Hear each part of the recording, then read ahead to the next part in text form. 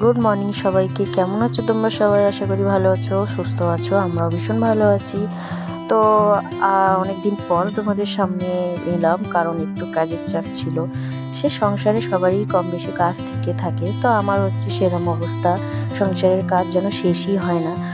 আর আজকের মনে হয়েছে যে এক খাবারটা বানাই, আর নিত্য নতুন খাবার বানিয়ে বাড়ির লোককে খাওয়াতে ভীষণ ভালো লাগে। খেয়ে ভালো বললে তো আরোই ভালো লাগে। তো দেখো এই খাবারগুলো আমি বানিয়ে নিয়েছি, আর দেখতে যতটা ভালো লাগছে সত্যি বলছি খেতে অনেক টেস্টি হয়েছিল।